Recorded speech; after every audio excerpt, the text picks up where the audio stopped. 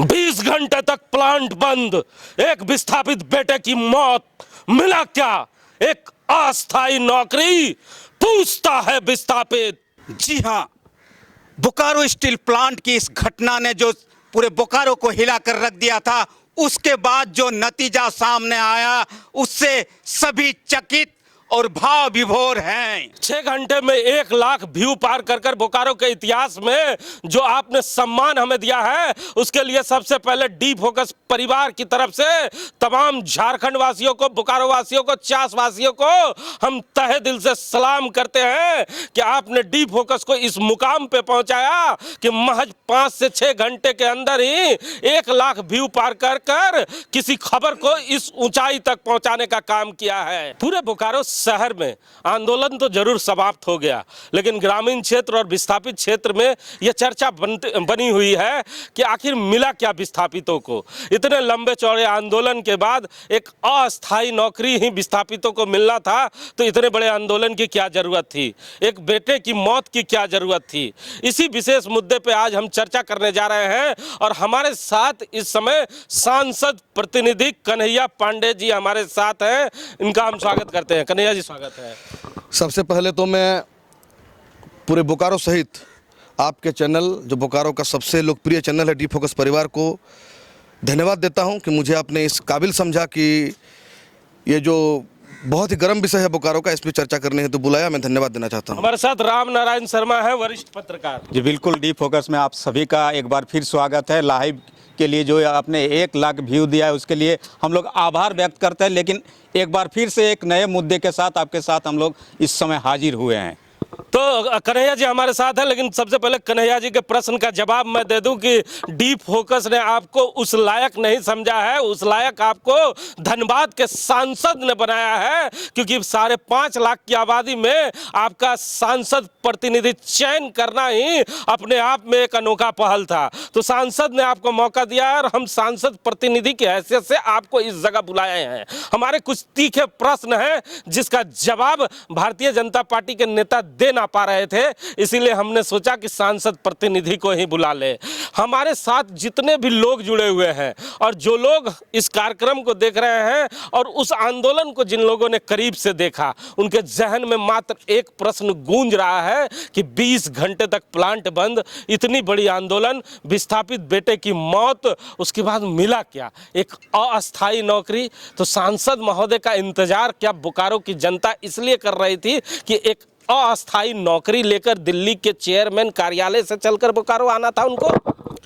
देखिए हिमांशु भैया, मैं सबसे पहले तो आपको बताना चाहता हूं कि ये जो एक माहौल बनाया गया है कुछ लोगों द्वारा बोकारो में, अस्थायी नौकरी, अस्थायी नौकरी, अस्थायी नौकरी, मैं आपको बताना चाहता हूं कि हमारे जो सांसद हैं, सांसद महोदय हैं, आपको पता होगा कि जब ये दुखद घटना हुआ, देखिए एक माँ का जो लाल इस दुनिया से चला गया, आंदोलन का भेंट चढ़ गया, ना नौकरी, ना मुआवजा, ना पैसा, कोई भी चीज़ उस माँ को उस दर्द से आज़ाद नहीं कर सकता है। पहला बात तो यह है। दूसरा बात यह है कि जब ये दुखद घटना घटा तो हमारे लोकप्रिय सांसद जम्मू में थे और नेटवर्क भी नहीं था उनका मोबाइल में। वो दिल्ली आए और आने के तुरंत बाद वो बोकारो आए। आपने सोशल मीडिया प्लेटफॉर्म के माध्यम से तस्वीर जरूर देखा होगा कि बोकारो आने से पहले वो सेल के जो चेयरमैन हैं अमनिंदु प्रकाश जी, उनसे मिले थे। वो इसलिए मिले थे क्योंकि उनके भी मन में जो प्रश्न था, आज तक आप ईमानदारी से बताइए, और मैं बोकारो के तमाम लोगों से पूछना चाहता हूं, क्या इससे पहले बोकारो के इतिहास में कोई ऐसा सांसद रहा है जो किसी भी मजदूर का मौत होने पर दौड़कर बिजिया चाहता हो? इससे पहले भी आपने देखा कि एक व्यक्ति का मृत्यु हो गया था प्लांट के अंदर में, सांसद जी आए, लड़ करके उनको नियोजन दिलाया था। इसमें अस्थायी नौकरी का बात जो बोल रहे हैं अधूरा बात है। आज आपको यह समझने का आवश्यकता है, और तमाम लोगों को बोकारो का जिन्होंने आशीर्वाद देकर उनको सांसद बनाया है, समझने का आवश्यकता है कि जिस विश्वास और उम्मीद के साथ आप ढुल्लू महतो जी को सांसद बनाए हैं, कहीं ना कहीं आज आप इतिहास उठा के देख लीजिए, जब से बोकारो स्टील प्लांट का निर्माण हुआ है, क्या कोई भी सांसद, मैं फिर बोलना चाहता हूं कि एक लाल जो गुजर गया, आंदोलन का भेंट चढ़ गया, उस माँ को उसका बेटा नहीं मिल सकता, परंतु मैं जो महरम लगाने का काम सांसद जी ने किया है उसका मैं धन्यवाद देना चाहता हूं। और मैं भी हतप्रभ हूं कि आज तक के इतिहास में बोकारो स्टील प्लांट इतना बड़ा संस्था में कोई भी सांसद क्या 50 लाख रुपया मुआवजा दिला पाया था?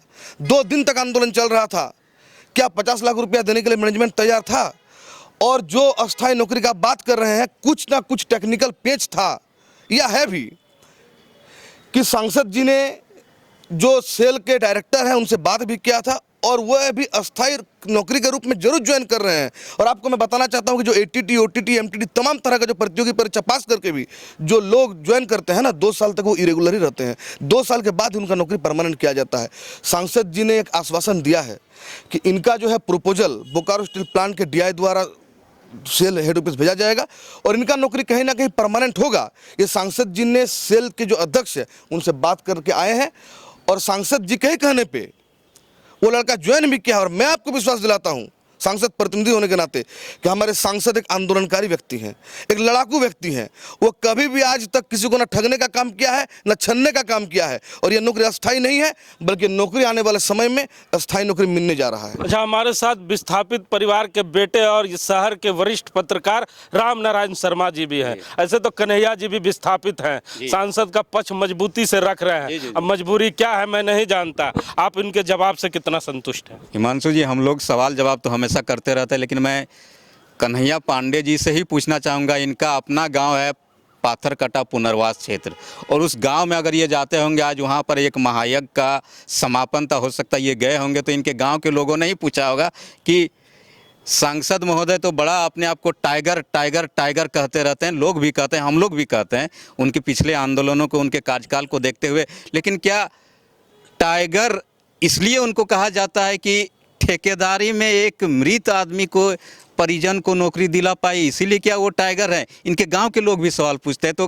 कन्हैया जी ही बता दें कि क्या टाइगर अस्थाई नौकरी यानी ठेकेदारी में नौकरी के लिए इतना कुछ कर रहे थे? दिल्ली गए, दिल्ली से रांची आए, रांची से बोकारो आए, बोकारो से धनबाद गए, धनबाद से फिर बोकारो आए, हॉस्पिटल आए, फिर कन्हैया जी ने तो इस प्रश्न का जवाब दिया है। गौर से आपने नहीं सुना? नहीं, ठीक है, दिया है, लेकिन लोग जो पूछ रहे हैं इनसे पूछे कि लोग इनसे सहमत नहीं है। हिमांशु जी, मतलब देखिए शर्मा जी, आपकी जवाब से लगता है सहमत नहीं है। ऐसे अमूमन होता नहीं कि शर्मा जी दोबारा एक प्रश्न को रिपीट करें। इसका मतलब क्षेत्र में, आप ही के क्षेत्र में जो विस्थापित क्षेत्र है, वहाँ चर्चाएं हैं और विस्थापित परिवार काफ़ी असंतुष्ट है। अब डर है या मोहब्बत है, लोग जरूर कुछ कह ना पा रहे हैं सोशल मीडिया पे, लेकिन उनका भड़ास निकलेगा। तो शर्मा जी पूछना चाहते हैं, कैसे टाइगर है? हिमांशु भैया, मैं जरूर जवाब देना चाहूँगा। सबसे पहले तो हमें ये समझना होगा कि टाइगर होता कौन है। जैसे रामनारायण शर्मा ने मुझे कहा कि आखिर कैसा टाइगर, मैं बताना चाहता हूँ कि टाइगर का जो, जैसे टाइगर का शब्द मन में आता है, आपके जहन में, दिमाग में आता है, तो टाइगर का शब्द सुनने से ही हमारे दिमाग में एक प्रश्न उठता है कि टाइगर वो है जो सभी जंतुओं का जंगल में रक्षा करता है। मैं कहीं ना कहीं आपको बताना चाहता हूं कि हमारे जो सांसद हैं, ज़्यादा दिन तो नहीं हुआ, लगभग 10-11 महीने से मैं उन्हें जानता हूं। वैसे तो बचपन से ही मैं उन्हें फॉलो करता हूं, सुना हूं, देखा हूं, लेकिन 10-11 महीना से मैं थोड़ा सा करीब से उनको जानने का प्रयास किया हूं। मैंने अपने आंखों से देखा है, मैंने अपने आंखों से देखा और मैं खुद इसका गवाह हूँ कि एक बार एक मजदूर, देखिए ये कहानी सुनाने का वक्त भी नहीं है, सवाल का जवाब देने का वक्त है। मैं सवाल का जवाब देते हुए एक छोटा सा इंसिडेंट जो हुआ था उनके आवास में मैं बताना चाहता हूँ। एक मजदूर उनके आवास में आया था और शायद BCCL या CCL का मामला था, मुझे उतना अच्छा से तो याद नहीं है। उन्होंने सांसद महोदय से कहा था कि सर मुझे इस तरह प्रताड़ित किया जा रहा है। उन्होंने तुरंत जो रिलेवेंट ऑफिसर था, जो भी संबंधित अधिकारी थे, उनको फोन करके कड़ा इंस्ट्रक्शन दिया कि इसका काम तुरंत होना चाहिए। और आपको विश्वास नहीं होगा, शायद मैं जो बोलने जा रहा हूँ वो सुन के सांसद महोदय भी मुझे डांटेंगे, शायद उनको भी बुरा लग सकता है, लेकिन वो मजदूर जाने के बाद सांसद महोदय के आंखों में मैंने आंसू देखा था। उन्होंने मुझे कहा था कि कन्हैया, जब भी कोई मजदूर का शोषण होता है तो मेरा खून भी खोलता है और मैं खून का आंसू रोता भी हूँ, क्योंकि मुझे आज जो टाइगर ढुल्लू महतो से टाइगर बनाया है, एक गरीब का बेटा को अगर देश के सबसे बड़े पंचायत में नेतृत्व करने का मौका दिया है तो ये गरीब और मजदूर और शोषित और पीड़ित और वंचित लोगों ने दिया है। मैं ये वादा के साथ कह सकता हूँ अपने विस्थापित भाइयों को, मैं भी एक विस्थापित का बेटा हूं। मेरे पापा ने भी, आप जानते होंगे रामनारायण भैया, कि हमेशा विस्थापित का आंदोलन किए हैं। यूनियन का भी 5 बार, मेरे 3 या 4 बार मेरे पापा सस्पेंड भी हुए हैं अपना आंदोलन करते हुए। मैं विश्वास दिलाना चाहता हूं कि सांसद ढुल्लू महतो आने वाला वक्त में, देखिए एक बात और है, पहला जो सत्र था लोकसभा का, आप याद कीजिए, पहला सत्र और पहला उनका प्रश्न क्या था? विस्थापितों का जो नन पंचायत का गाँव है उसका पंचायत में शामिल करवाने का प्रश्न था। ठेकेदार का कट मनी को जो पैसा काटा नहीं जाए उसका प्रश्न था। हमेशा विस्थापित, अरे और क्या मैं बोलूं, विस्थापितों का एक टीम बनाकर जो भी चर्चित चेहरे हैं या जो भी हैं, 10 विस्थापित का 10 सदस्य या 11 सदस्य कमेटी को उन्होंने दिल्ली ले जाकर इस्पात मंत्री से मिलाया, सेल चेयरमैन से मिलाया। मैं आपको विश्वास दिलाता हूं और मैं बताना चाहता हूं आपके चैनल के माध्यम से कि ये जो नौकरी मिला है ये अस्थायी नौकरी नहीं है। सांसद जी ने एक प्रपोजल भेजने के लिए बोला है डीआई को, बोकारो स्टील प्लांट का, और आने वाला वक्त में मुझे बिल्कुल उम्मीद है अपने नेता पे, अपने सांसद पे, ये नौकरी परमानेंट होने जा रहा है और भी 4 साल 2-3 महीना बाकी है। अब देखते जाइए कि ढुल्लू महतो विस्थापितों के लिए और गरीबों के लिए क्या करते हैं। नहीं, मुझे तो विश्वास कन्हैया जी हो ही नहीं रहा है। आपने अच्छी बात कहा कि टाइगर का मतलब होता है जंगल में सभी जंतुओं का रक्षा करना। मुझे कैसे विश्वास होगा? झारखंड में जितने टाइगर हैं आजकल अमित शाह के दरवाजे पे Z+ की सुरक्षा मांग रहे हैं, तो अब तो मुझे समझ में नहीं आ रहा कि झारखंड के जो टाइगर हैं वो कितने मजबूत हैं। लेकिन खैर, इस पर नहीं जाऊँगा। एक प्रश्न आपसे ज़रूर पूछना चाहूँगा। अभी थोड़े दिन पहले आपके सांसद आए थे और उन्होंने स्टेज से कहा था कि वीर तो एक ही है, जिसकी खूब चर्चा हुई थी और जो उनके समर्थक थे और भाजपा के जो नेता थे उन्हें नागवार गुजरा था उनके इस बयान को। लेकिन वो समय लंबा चला गया है। अभी सांसद ने आकर इस मैटर पे भी एक बयान दिया और बड़ी मजबूती से रखा। कहा बाहरी भीतरी करने वाले ऐसे नेताओं की खैर नहीं, मैं बाहरी भीतरी नहीं करता हूँ। एक जो तबका था उसे खूब पसंद आया कि सांसद ने हमारी मान और सम्मान की रक्षा की है। एज ए विस्थापित, एज ए यहाँ के स्थानीय निवासी होने के नाते, आप इस बयान से आपको क्या लगता है कि सांसद साहब को मुनाफा होगा या नुकसान होगा? जब क्षेत्र में जाते होंगे तो लोग आपसे कुछ प्रश्न पूछते ही होंगे। देखिए, हम जहाँ तक मैं अपना नेता को जानता हूँ, आदरणीय ढुल्लू महतो जी को, वो मुनाफा और घाटा और सौदा देख के राजनीति नहीं करते हैं। जो भी हकीकत है उस बात को वो बोलते हैं और बेखौफ होकर बोलते हैं। जब आंदोलन चल रहा था तो कहीं ना कहीं जो प्लांट के अंदर में 5-6 हज़ार मजदूर फंसे हुए थे, उनको कहीं ना कहीं उनका भी चिंता सता रहा था, क्योंकि वो लोग भी इस धनबाद संसदीय क्षेत्र के अंतर्गत आते हैं। एक संसद होने के नाते बोकारो शहर ही, बोकारो, धनबाद और जितना विधानसभा उनके अंतर्गत आता है, एक एक जो जनता है, एक एक जो लोग है, वो कहीं ना कहीं सांसद का ही लोग है। और बाहरी भीतरी, ऊंच नीच, जात पात, इन सब चीज़ों से ढुल्लू महतो बहुत ऊपर है। और मैं और एक बात बताना चाहता हूं कि जो बहुत धर्मपरायण व्यक्ति हैं, जो धार्मिक व्यक्ति हैं, मैं खैर इस एंगल में नहीं जाना चाहता हूं, वो कभी भी ऊंच नीच, जात पात और बाहरी भीतरी का राजनीति नहीं करते हैं। उनका सिंपल सा मानना है कि धनबाद संसदीय क्षेत्र के अंतर्गत जो भी बसवास कर रहे हैं, चाहे वो गरीब हो, अमीर हो, भुंजा बेचने वाला हो, कचड़ा चुनने वाला हो, साइकिल चलाता हो, रिक्शा चलाता हो, मर्सिडीज से चलता हो या साइकिल से चलता हो, वो तमाम लोग ढुल्लू महतो का व्यक्ति है। और उन लोगों के लिए, उन लोग का अधिकार का जब भी हनन होगा, ढुल्लू महतो आवाज़ उठाएगा। तो ढुल्लू महतो आवाज़ उठाएगा। ये कन्हैया पांडे हैं जो अपने बड़ी मजबूती से सांसद का पक्ष रख रहे हैं। अब इनकी बातों से जो स्थानीय लोग हैं वो कितना सहमत होंगे ये तो गांव में जाने के बाद इन्हें पता चलेगा। लेकिन शर्मा जी भी काफ़ी दुखित मुझे नजर आ रहे हैं, तो जरा इनसे भी 1-2 प्रश्न पूछ लेता हूं। शर्मा जी, आप जरूर उस एंगल को पकड़ रहे हैं कि सांसद ने अस्थायी नौकरी दिलाया। ठीक है, आपके दर्द को मैं समझ रहा हूँ और आप मेरे साथ कई लोग समझ रहे हैं, लेकिन 1-2 बातें इस आंदोलन में जो ढुल्लू महतो ने दिलाया है वो भी अपने आप में इतिहास है, इसे भी आपको मानना होगा। मैंने कभी अपने पत्रकारिता जीवन में ये नहीं देखा कि जब किसी बच्चे की मृत्यु हो जाए तो उसके लिए 10 डिसमिल जमीन BSL से मूर्ति लगाने के लिए दिया जाए। तो ये जो 20 डिसमिल, तो ये जो पहल सांसद ने किया है, इसकी तो तारीफ आप कर ही सकते हैं, क्योंकि आपको याद होगा खुद ये ब्राह्मण जाति से आते हैं। मंगल पांडे की प्रतिमा लगी थी, उसे तोड़ दिया गया, उसे हटा दिया गया। BSL ने मंगल पांडे के लिए भी जमीन नहीं दी, लेकिन प्रेम के लिए प्रेम गाथा अब अमर हो जाएगा जब वहाँ पर उसकी प्रतिमा लगेगी। तो इस बात से आप कितना संतुष्ट हैं? नहीं हिमांशु जी, मैं इसीलिए इस बात को कह रहा हूँ चूँकि मैं विस्थापित का बेटा हूँ। सांसद इसी बोकारो में पले बढ़े भी हैं, बड़े भी हुए हैं, और उनके आंदोलन को देखकर हम लोगों को लग रहा था कि जिस दिन बहुत सारे नेता बैठे थे, आपने देखा होगा, लेकिन हम लोग को लग रहा था जिस दिन हमारा सांसद आएगा एक झटके में हमारा दुख दर्द दूर हो जाएगा। हमारा सांसद, हमारा सांसद, धनबाद का सांसद है तो हमारा सांसद है।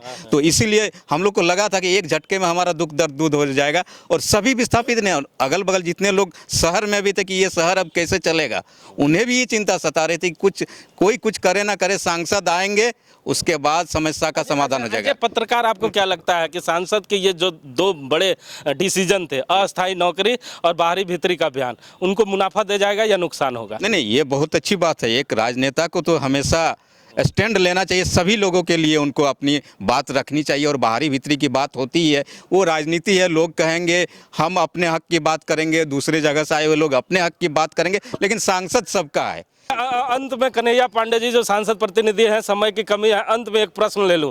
गांव-गांव में लोग आजकल चर्चा करने लगे हैं कि आने वाले चुनाव में सांसद महोदय का जो प्रेम इस बार झलका है, उसका प्रेम का प्रतिकार मिलेगा गांव में। आपने प्रश्न किया कि प्रेम का प्रतिकार मिलेगा। मैं आपको बताना चाहता हूं कि जब रात होता है तो कुछ लोग जो नकारात्मक व्यक्ति होते हैं वो सोचते हैं कि रात जीत गया और दिन हार गया। रात होने का ठीक 4 से 5 घंटा के बाद जब हम आसमान की ओर देखते हैं तो आपको दिखाई पड़ता है कि आसमान में एक लालिमा छाया होता है। मैं बताना चाहता हूं आपके चैनल के माध्यम से, वो लालिमा क्या है आपको पता है?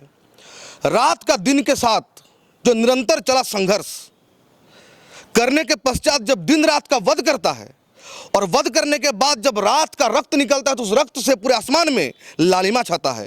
और वो लालिमा कहीं ना कहीं लोगों को यह संकेत देता है कि रात कितना भी घना हो, कितना भी जबरदस्त हो, अंत में दिन का जीत होता है, प्रकाश का जीत होता है। ढुल्लू महतो वो सूरज है जिसको कोई रात किसी में औकात नहीं है, क्योंकि ढुल्लू महतो के ऊपर जनता का, गरीबों का, मजदूरों का, शोषितों का, पीड़ितों का, साथ ही साथ तमाम जितने भी दुखी व्यक्ति हैं सबका आशीर्वाद उन्हें प्राप्त है।